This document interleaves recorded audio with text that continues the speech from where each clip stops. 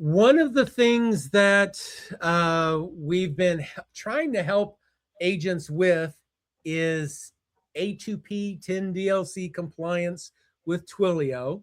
One of the things that they require is the ability to have a way to register people. So in the landing pages now, we now have a form type called SMS compliance, in which case there are some additional fields that you can put in. And what it does then is it takes that information and the kind of the purpose of this is the SMS consent request.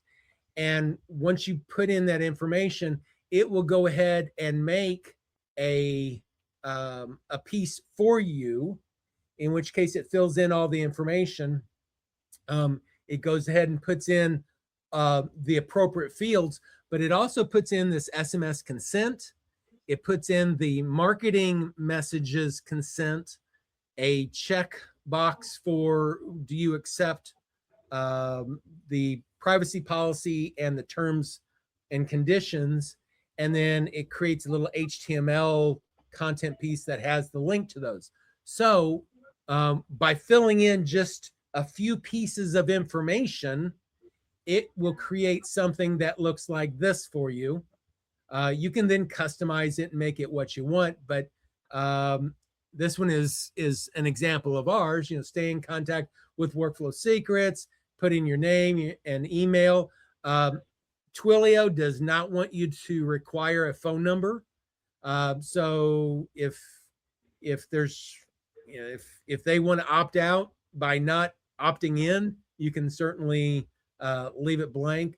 But it goes ahead and fills in with your information, your details about your company and stuff like that.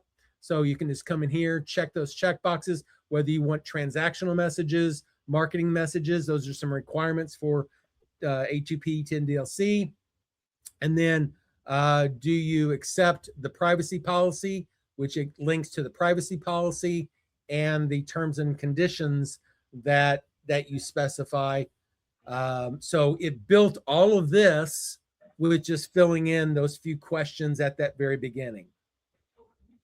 You can then use this link as part of your Twilio approval process if you don't have the approval yet. So this will greatly help you set up the necessary links and stuff that you need. Now,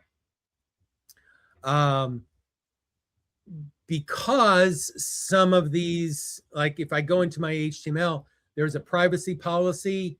If you have your own privacy policy on your website, you can use it and use that link. It builds those links right into that piece for you. But we've had a few agents that didn't have those privacy policies. So what I did was also made a web page only option for a landing page.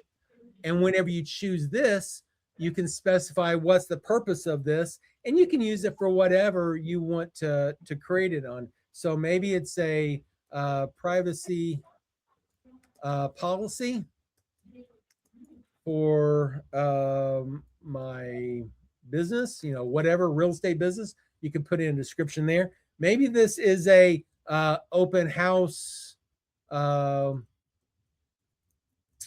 information screen, you know, whatever. It doesn't necessarily have a registration piece. It's just a landing page. So I can click on create the landing page as a web page only. Whenever I do that, it no longer has the different fields for submitting information. So if I come over here and actually, let me just click on save on this. And let me open this, share and open. So now it's just a standard page, and you can make it look a lot better with gradients and stuff like that. But it doesn't have to have a button. It doesn't have to have fields. whatever. You can just make it a regular page that you can use and reference and go to. You can add other things to it if you want. So going through and you can add in all the other fields of things if you want, but it's not requiring them anymore.